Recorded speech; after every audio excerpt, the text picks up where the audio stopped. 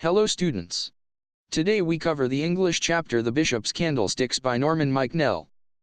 Let us first study about the characters in the lesson. Bishop, he is a very noble and simple person, who always ready to help anyone in distress. He has all the characteristics of a good human being.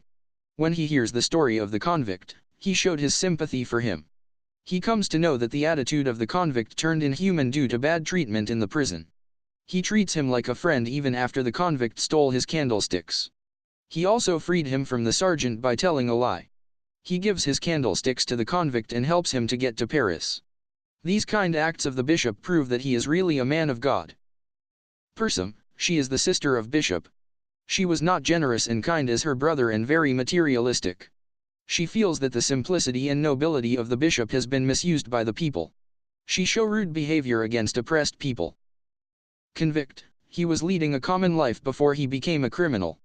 He had no faith in religion. He had given severe punishment which made him heartless and soulless, but Bishop's noble behavior changed his mind. He promised Bishop to start his life in a new way. Let us now study the summary. The play opens with a scene in the kitchen of Bishop's cottage. Bishop's younger sister Persum and maid-servant, Marie are busy in conversation while soup is being cooked on the stove. Persum is worried that her brother has gone out in extreme cold. When she learns that her brother has gone to see Marie's ailing mother, she bursts out in anger at the selfishness of the people, who went about troubling him. Persum's anger is genuine because her brother has already sold off his estate, furniture, and other valuables to help the poor and the needy. Persum is shocked to discover further that the bishop has even sold off his silver salt cellars to help another ailing lady, to pay her rent. The bishop promptly arrives and dispatches Marie to tend to her mother. He gives away his comforter to her to ward off the cold outside. Persum gets furious and says, "You'll sell your candlesticks next." The bishop thanks her for giving him the idea, although he admits that the candlesticks were his proud possessions, a gift from his dying mother, and he would not like to part with them. Persum takes leave and the bishop settles down to read. It is already midnight. A convict enters the room stealthily, seizes the bishop from behind and demands something to eat. He threatens to kill the bishop if he raises an alarm. The bishop is unflustered. He calls the convict's son and wakes his sister to serve some food and wine to the convict. He also calms down Persum, who was frightened to see the knife in the convict's hand. The convict pounces on the food greedily. After eating, the convict warms up to the bishop and relates his sad story. He tells the bishop that he was once a normal man. He had a wife and a home, but no work.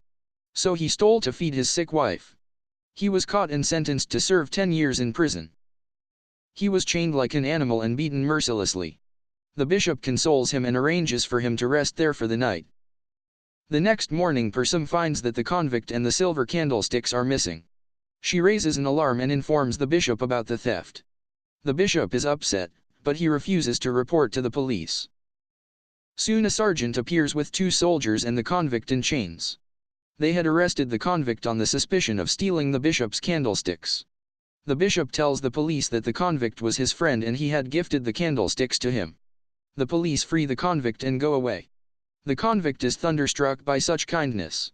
He promises to reform himself and begin his life in a new manner. The bishop blesses him and gifts the candlesticks to him. He shows him a secret path to Paris, where the convict could lead a safe and respectable life. Thank you.